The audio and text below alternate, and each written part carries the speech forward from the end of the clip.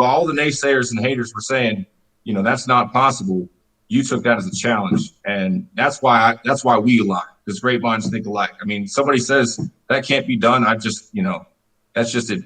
Basically gave me all the ammunition I need to go do it.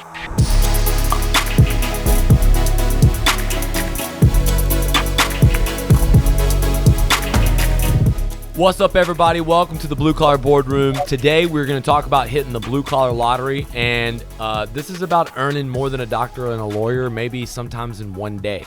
And I happen to have a lawyer with me. His name is London. You may know him from a leading insurance restoration law firm, Daly and Black, but London is what I consider a large loss boss, and we're going to go through common mistakes that roofers make on large loss claims. We're going to talk about how to break into this game of getting insurance companies to pay for very large multi-million-dollar projects. And it doesn't matter what business you're in, you got to be interested in this because you're only one deal away from what I call hitting the blue-collar lottery. And my clients have worked with London, some of which have gotten claims approved rapidly. But I know of an 8-figure claim in Colorado. I know Tyler Melton's got a lot of big business with y'all, and I really have heard great things about working with Daly and Black, and I just want to know, London, appreciate you coming on this show. Tell me what's going on out there in London's world. And happy to be on the show, Lee. Thank you for having me, brother.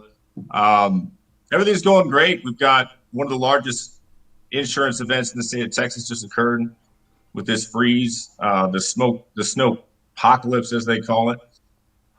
I can't fathom a homeowner or a business that hasn't been affected by this that lost power during that freeze in Texas last week. So we've been dealing with a lot of that.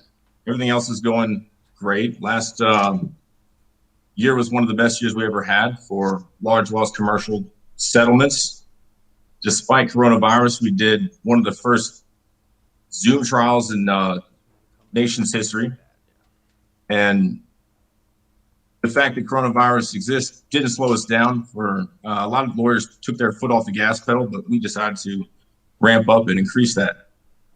That's badass, man. So a lot of people are watching this, and they see us go and land these large projects. They want to know how to do it. One of the things I don't always tell them is how it's a process. We don't do it on our own. We do it with the team. Almost none of these very large projects do you see me not working with an attorney.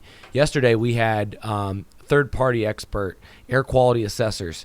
They do a lot of engineers reports, moisture maps, a lot of different mold tests and stuff for my company, and they work hand in hand with lots of attorneys. But talk to me about contractors in the marketplace and the biggest mistakes they're making out there going after these big jobs.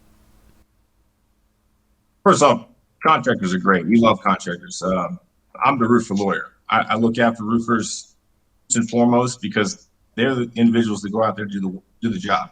There are only 2 vendors to a policy of insurance where benefits are due to somebody in the first party sense, and those are doctors and contractors. Okay. The biggest difference between doctors and contractors is that doctors do what they're told. Contractors do not. Contractors question authority, and they generally, when everyone else is getting in line, that's when your good contractors get out of line.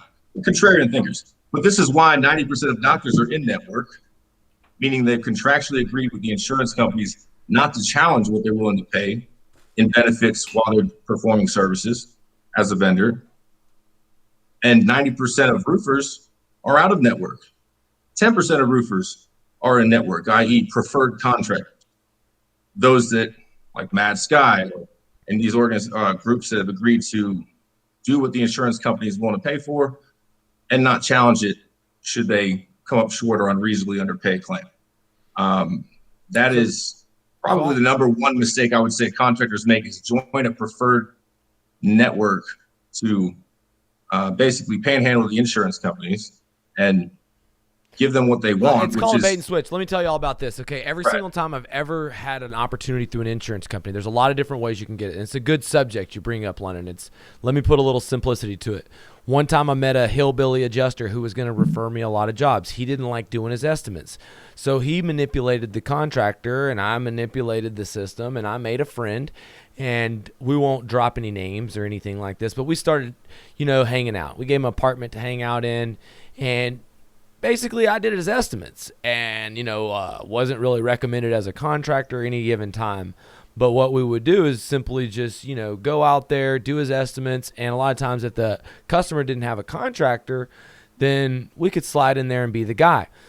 Well, the problem is that they only want you to write a certain amount of damage. They only want you to charge a certain price, and they want you to do exactly what they want you to do. So a lot of times they would refer me out to a job, have me do the estimate, even put me out there to dry, and then whenever I said that the roof was damaged enough to where it needed to be replaced, they go back, make me look stupid, say, hey, that guy's actually not qualified.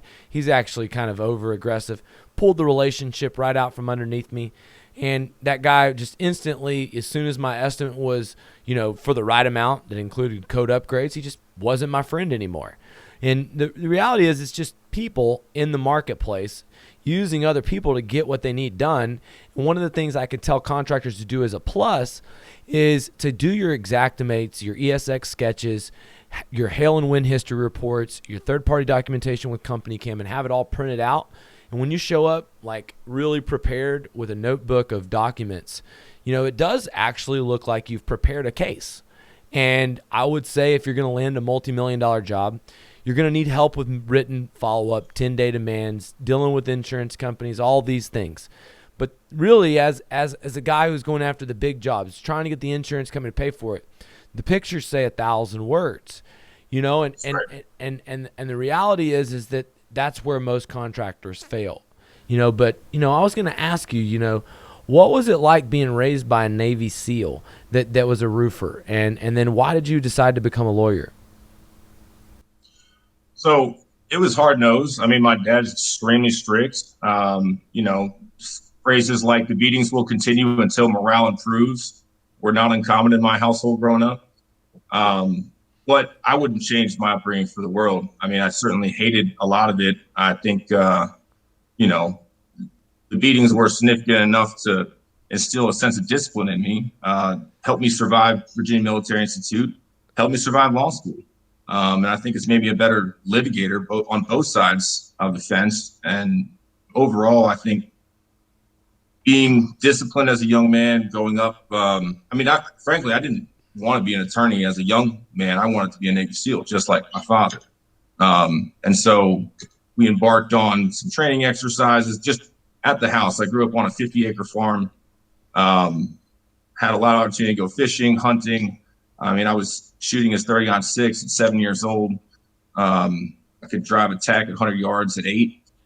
But that was just a blessing to grow up that way.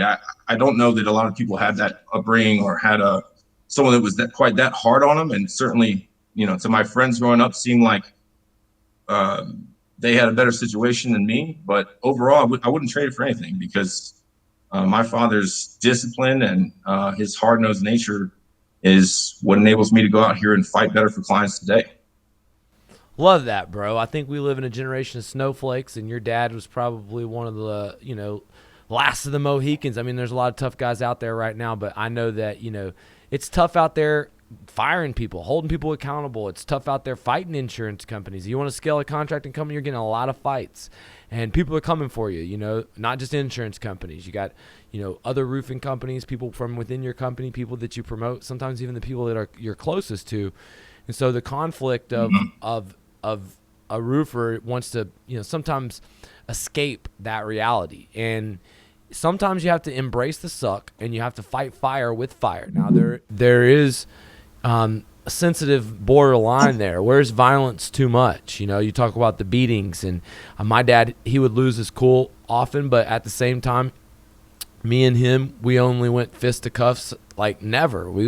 We probably wrestled around a little bit, and maybe maybe threw me around, maybe slapped the shit out of me. I mean, but maybe wasn't like really, he could have whooped the fuck out of me, and Yeah.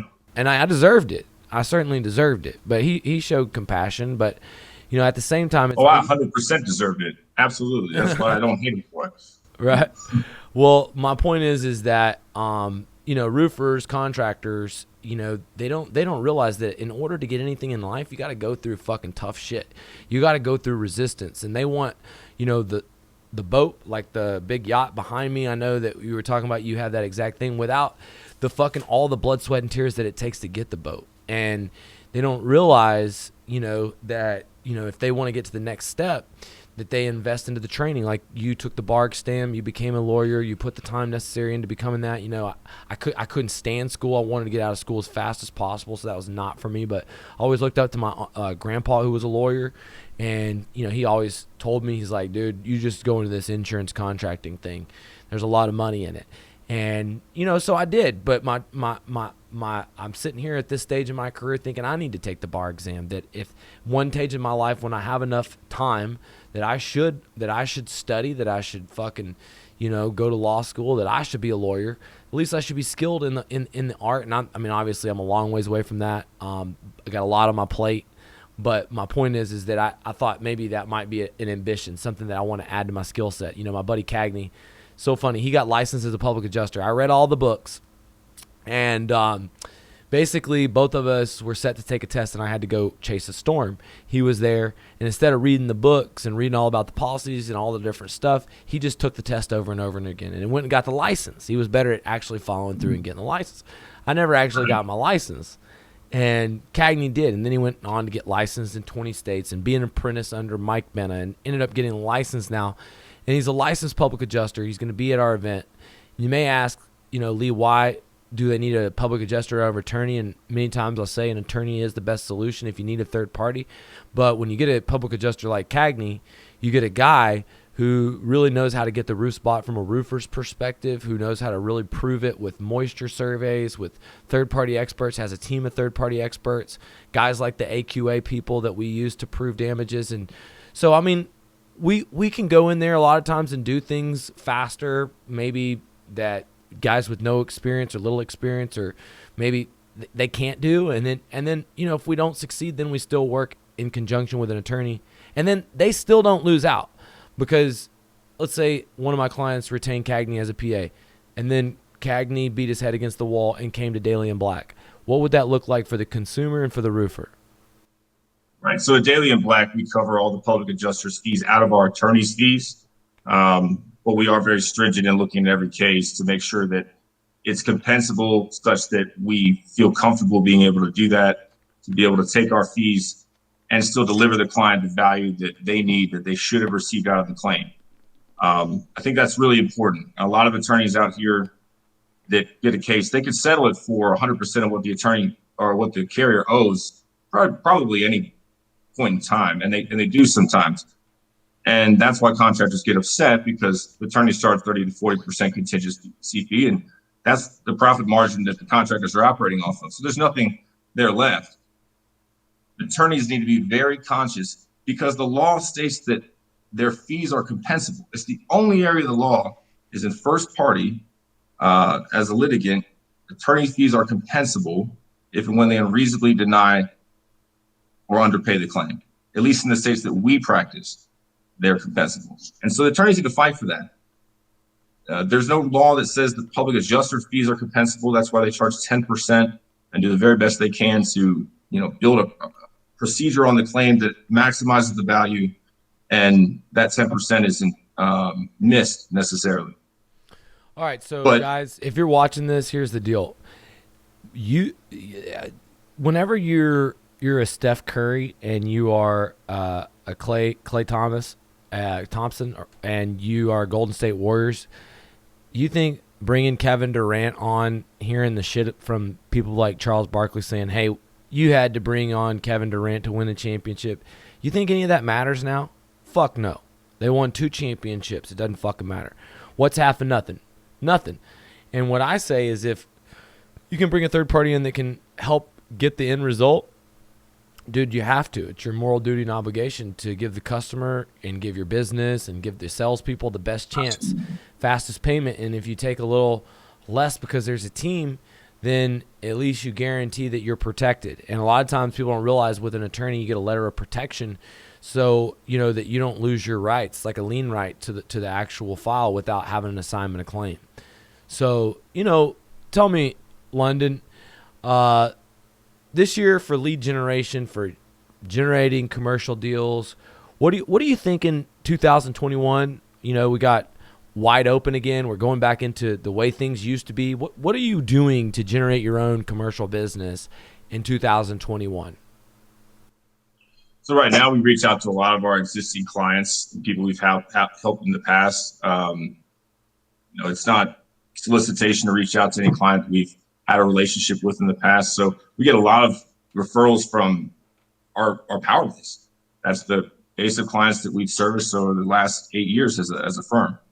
So that's key right now, especially during COVID times where people are, less doors are being knocked, less outreach is being made, and people are relying more on the relationships that already exist. No new friends is sort of the theory that a lot of commercial property owners, a lot of people are going by, but I don't think that's right. But I do think that while they might not be answering the door, they're all online. And, your mantra of digital duplication that you were preaching when I met you 3 years ago is so much more important today than it ever has been.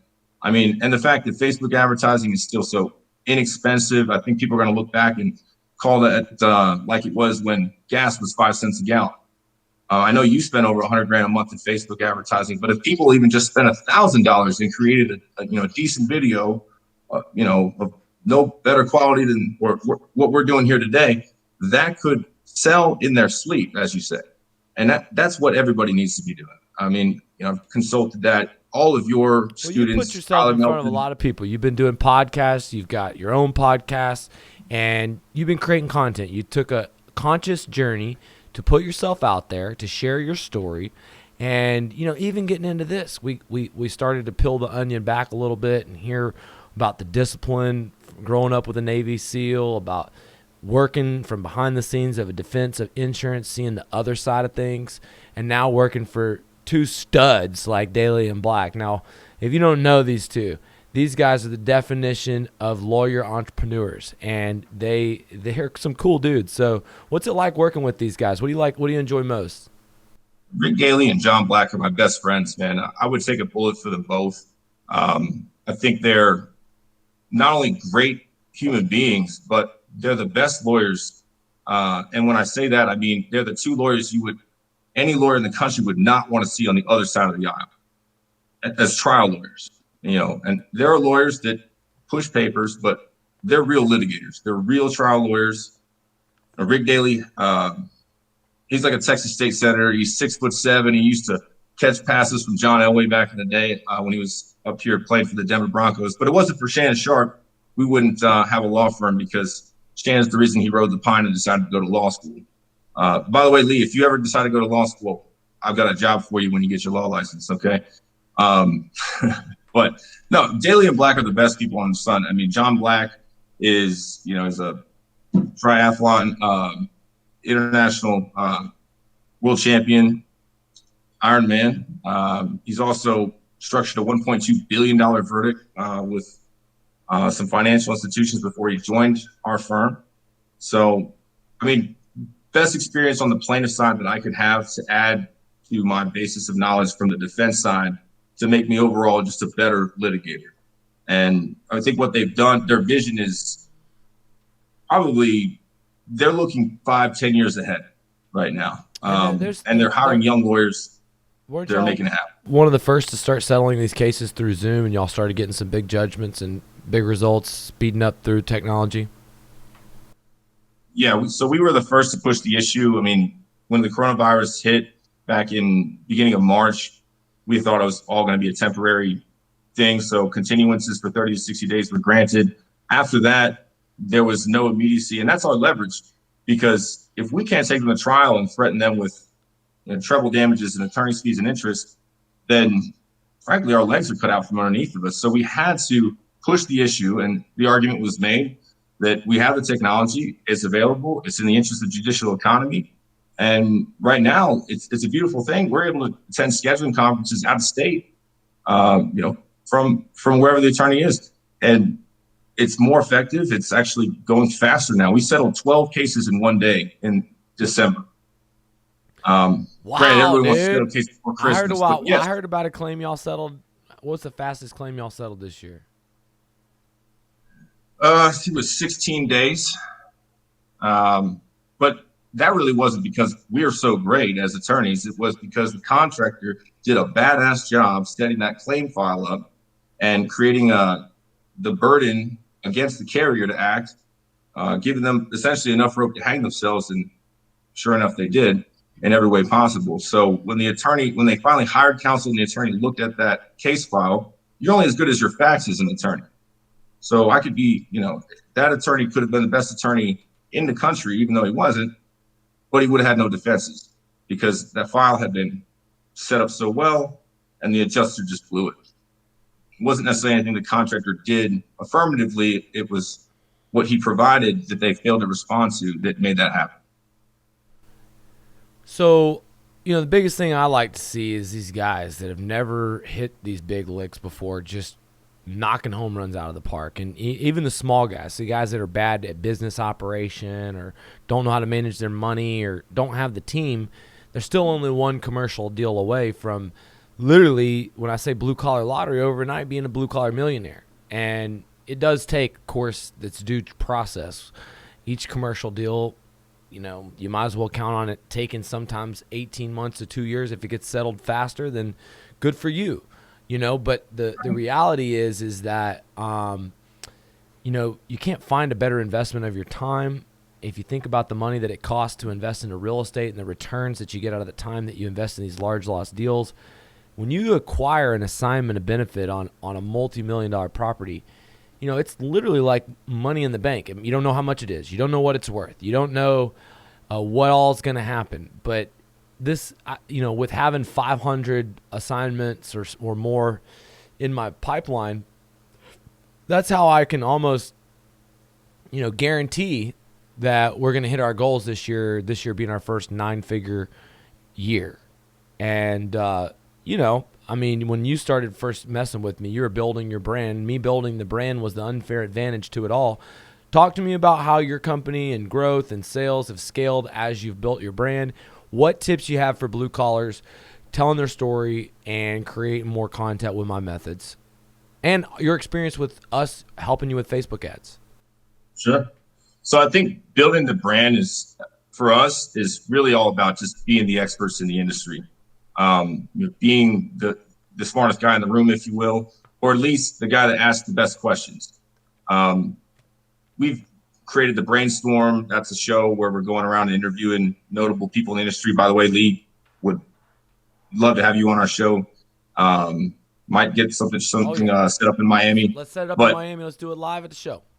Let's do it. So we're building the brand that way by putting out the information that people want to know and presenting ourselves. Putting ourselves in you brought on an expert. No, you brought on an expert. You brought on Alex. Alex is a cool dude. You got to follow him on YouTube. Alex Hefner. He's got 600,000 followers. Taught me a lot about YouTube since, shout out to Alex since he gave me some tips. We're growing on the YouTube fast. I'm looking to get up to about 1,000 subscribers and growth a month. Hopefully I'm going to get to that point by the end of this month.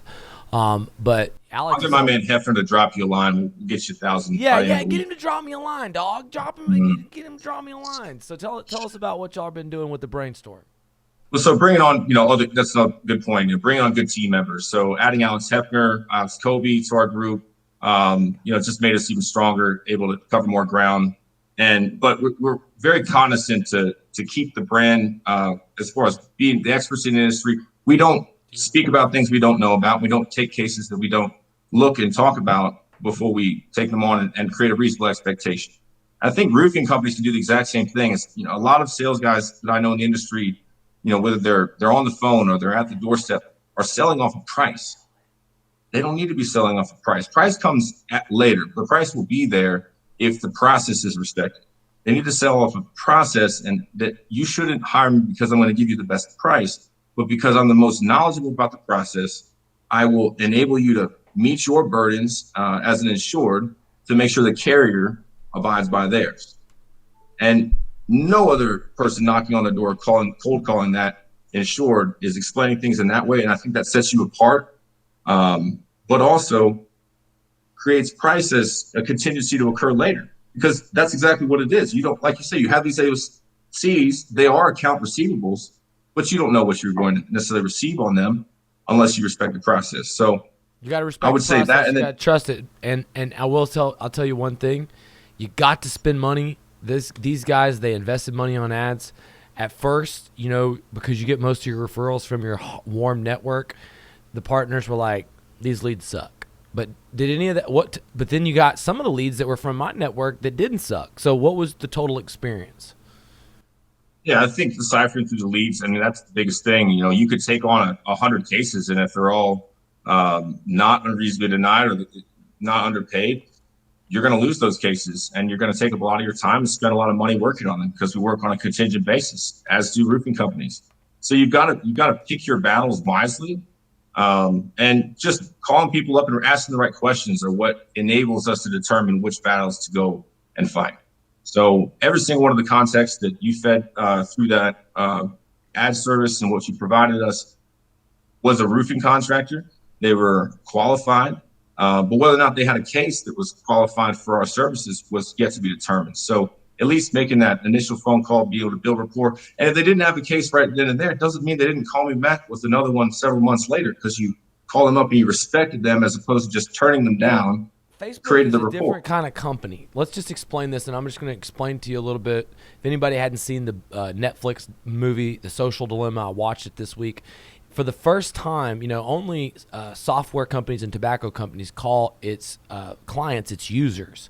And the reality is social media is just using your attention, stealing your attention, fighting for your attention between apps, keeping you on the platform, keeping you engaged, and keeping you getting these dopamine hits that come from all the different things that we love and are addicted to inside of our social media platforms. I'm the world's worst at it. You have to create on social media, focus on building your brand. But the irony is that they do it because they use your clicks, sell your clicks to advertisers, sell your data to advertisers. And the bottom line is there's prey and there's predators, and you're either an advertiser or you're a user. And the facts are that if you aren't advertising successfully, then you're not taking advantage of the positive or the biggest advantage of the program, that you can use artificial intelligence. You could tell Facebook, what we were doing for you, London, is I have an email list of all roofers, and I tell Facebook, go find other roofers that are just like these guys. And so this is one thing that, even law firms might need a little help setting up on Facebook, building a lookalike audience. We do it all the time. But the reality is that he makes a video, he shares his story, talks about, we went and made a video on top of a big commercial roof that got bought through litigation, and we got up on the roof. London wanted to make sure that the video was on a roof and it was good, and a lot of times it takes time when you're putting something that you got to trust the process. Nothing great's built in 6 months. It takes a year, but I know a year down the road that you took the advertising campaign seriously. You created the content. You got results. You manifested and brought a lot of business to your company. You got promoted to partner. You brought in lots of business. You're still in the process of counting out to see how much it is. But the reality is that you took advantage of big data and artificial intelligence, while other attorneys who aren't advertising to roofers on Facebook sat on the sidelines. And they are, a lot of them, happy with all the referrals they get from roofers without advertising. And what would you say if that was all the business? Or, that's great, but why wouldn't you want more? Oh no, there's definitely reasons to continue to go out there and reinvest in yourself, to reinvent yourself. I'm trying to do that every single day, trying to come up with a new way to be a better service. Hey, how figure you got out my service? what's going on. This is how you got my attention, and how we started sending files to Daly and Black. Whenever I was on Instagram, London posted a 10x comment, and he knows I'm a fan of Grant Cardone, but he was actively following me on social media, looking to create a relationship where we both could add value to each other. He engaged with my content with a comment, an interaction, a message around a movement that we both were a part of. I saw that he had, the same principles and mindset, growth, personal development, that he was into these things. So it's personality a lot of times that creates connection and likeness and makes me more reasonable to say, hey, here's a multi-million-dollar job. And the bottom line is that, you know, you have to be building your social media profile so when people check you out, that you do have that digital business card that makes people want to do business with you. And then the other part about that is that you have to, you know, you have to see people that you want to do business with, and I call those the Dream 100. And what you did is you Dream 100 hunted me down, London. You got me to refer you to my clients. And whenever you can find somebody that has a bunch of your ideal clients, and you can get that person to give you their service and then refer you to their clients, then that's really the best way to sell. And, you know, I think that's what I think you should talk about at the Blue Collar American Dream Conference, is how you're able to sell through building a network, how you're able to use these commercial dinners that you do to lock down commercial building owners a group at a time. Tell us about your last one that you did. So we have usually done commercial dinners. Haven't done one for some time because of the coronavirus, but that's not going to last forever. But back, I think the last one we did was last April. Commercial dinners, advertising directly to commercial property owners through property managers that we have built relationships with. So you have to have, just kind of like I met you to introduce me to the actual clientele, you have to have sort of a caveat relationship there to be introduced, to be able to get invitations sent out to the people that matter, because they're not going to respond if they don't know you. But if you go through somebody that they know and trust, that's the best way to get it, the most advantageous response. We get them in the door. We buy the steak and lobster, full bar, whatever they need, in order to get them to listen to us for 15 to 20 minutes as far as the presentation, which is very short, and then open up for questions and answers, because they're not coming there because they haven't already dealt with something. They're coming there to try to find something out, or they have a question on their mind. Usually they've got a claim that they're handling or did handle that they want to know either how to handle it better today or how they should have handled it better yesterday so they can be better prepared tomorrow. All of those come around to whether they have a claim right then to refer or not. You build a rapport, set myself up as an expert in the industry for them, providing a free service to them, which resolves a lot of their problems. So, you know, the way to get anything you want in this world is to help enough people get what they want. And that's what we did. Amen, brother. I think that's a badass strategy, and I think that's a value add. I know you brought Crest to some of the dinners. They were out there networking with multifamily business owners that were at your commercial dinner you put together. They're going to be at the Blue Collar American Dream Conference. Sam's going to be on the commercial panel. You're going to be on the commercial panel. We're going to be bringing the heat. We got a contest of wills between these attorneys. We got Harvey, we got London, and there's been some chatter on the internet about Haight. We did a YouTube episode, Haight Smith from MMA. He's taking his bar exam right now, but he was wanting to know if he should come speak at my conference. So, hey, London, tell him about last year's event, and in comparison to other events and things that you're doing, you know, what level we executed at and what you anticipate for this year, and what do you have to say about to see if Haight should come speak at our event? So first off, the seven-figure contractor mastermind, which you put on at the Eden Rock Hotel, which would be right next door to the Fontainebleau, even better location. Good job on that, by the way, Lee. Was amazing. It was hands down the best event I've been to in the last 14 months. Not only was it in the beautiful city of Miami, but just the people there, the caliber of the presentation, and it was so well run. And we didn't even have heavy hitter speakers on the list at that point in time. It was really just you, me, a lot of Skydiamond's elite success stories. And, oh, that's right. You did have Burn the Ships, man. I'm sorry. What's his name? Judge Graham, Matt Monero. They brought Judge Graham. Yeah. I mean, those guys, dude, those guys rocked the house. But who you're bringing this year is even better. I mean, Ed Milet, he's got 2.2 million followers on Instagram. He's taking over the internet. Brad Leah, I've been a huge fan of his, just like I was an early fan of Grant Cardone. I'm an early fan of Brad Leah. And then Randy Couture. I mean, who doesn't like an ex-UFC heavyweight champion? No, you're bringing the fire this time, Lee, and I really, really respect the fact that you're putting this together for everybody. And despite the fact that they're giving you limitations, I think they said you can only have 500 people in the building. Well, as far as I'm concerned, that's even better than 1,000, because that means the 500 people that show up and are there really want to be there and they really want to learn something. So I'm super excited about that. I couldn't be happier. My mission is About to make other it the best growth conference of all time, best contracting growth conference, and I've been to a bunch of them. But I'm gonna tell you, dude, Ed's the best transformational speaker. Myron is my favorite sales coach. Brad is a genius at creating content. I've got behind the scenes shit I'm working on. I just locked down somebody today. We locked down Live nightclub inside for the VIP. There's a networking party Thursday night.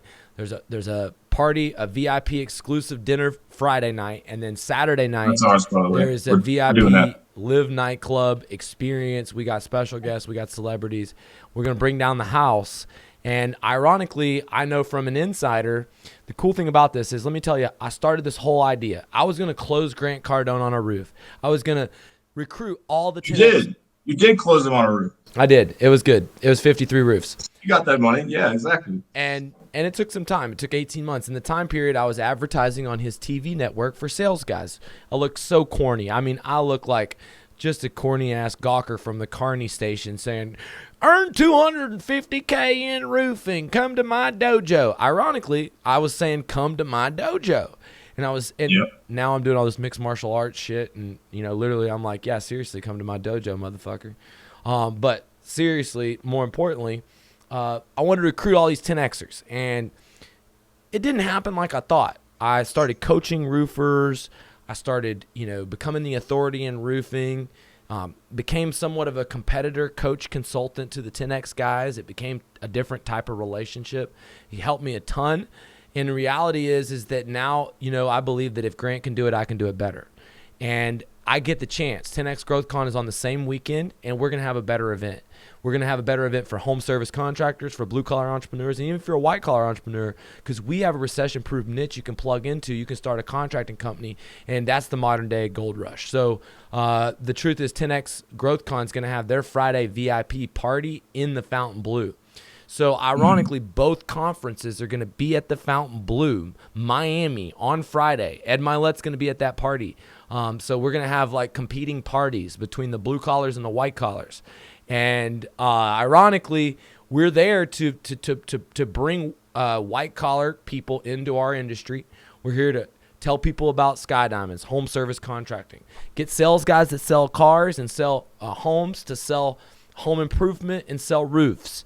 And they're going to be all in the same place. And it's really going to be a fucking unique environment, because it's not just roofers. So some of these guys are going to be learning about landing these large lost jobs.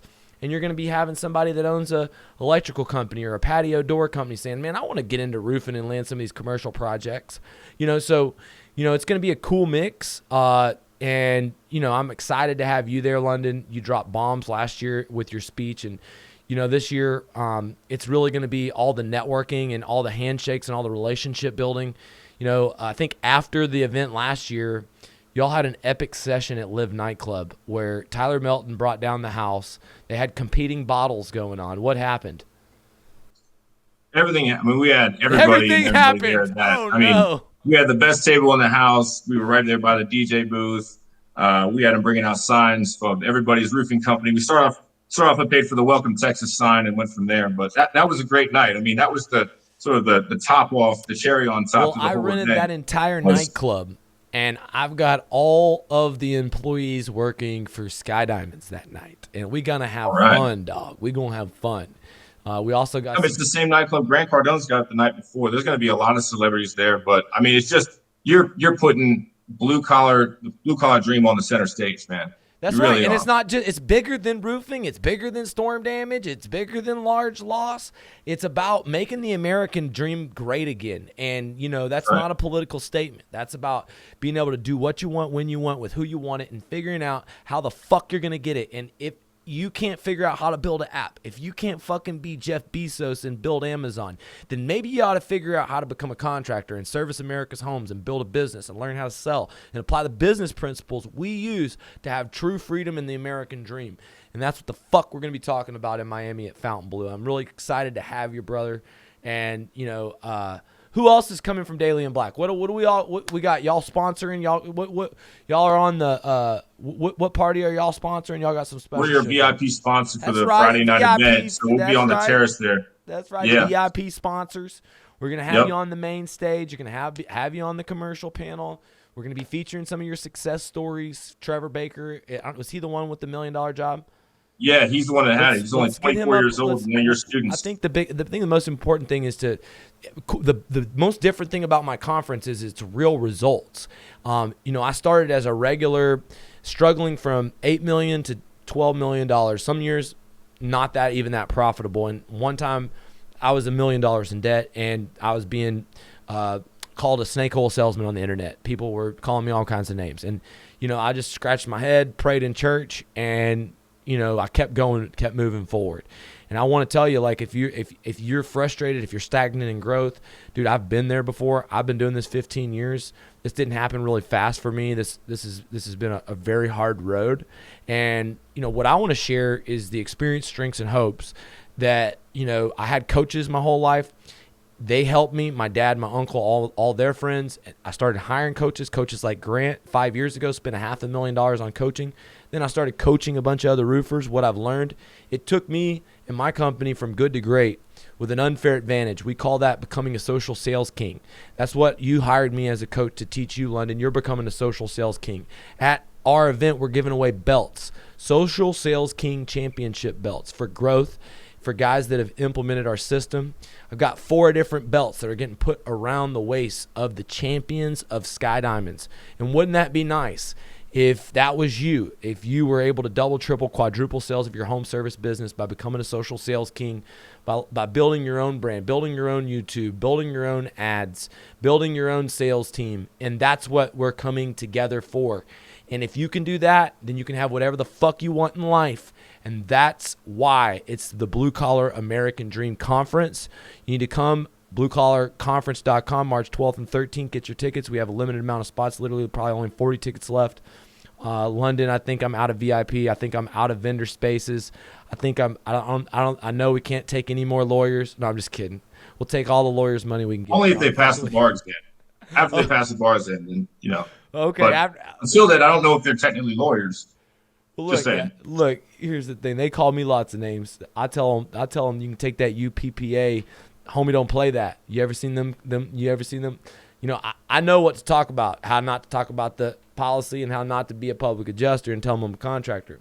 But one thing I've done, I've created a lot of video ads out there on the internet, and I've been a big target. And so, if the thought police ain't out there penalizing me, then really, do these guys, if you're out there just doing your job and you're not messing people over, are they going to come attack you? I doubt it. And so I think everybody, if you has a place in the marketplace, and doesn't matter where you are, you can help, whether that's public adjuster, contractor, attorney. You just have to stay in your lane, and if you're looking to move into the next realm, then do the work and pay the cost to be the boss, and then you can have what the boss gets to eat.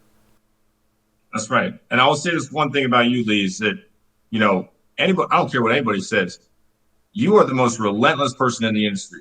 You don't quit. You're willing to invest in yourself. You're willing to save nothing, invest everything to push forward, advance, and conquer.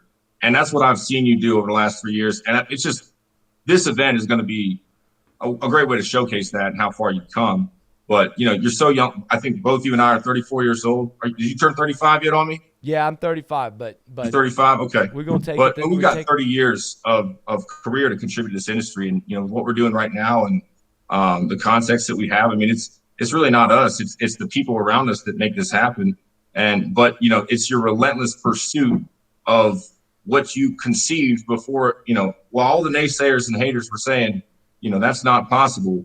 You took that as a challenge, and that's why we align, because great minds think alike. Somebody says that can't be done. I just, that's just it.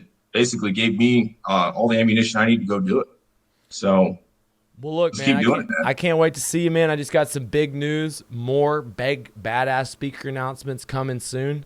A friend of mine, huge social media influencer, just told me they're bringing some big dogs on a private jet, and they're gonna stop in, and we have people that are friends with Donald Trump recently doing it's big stuff.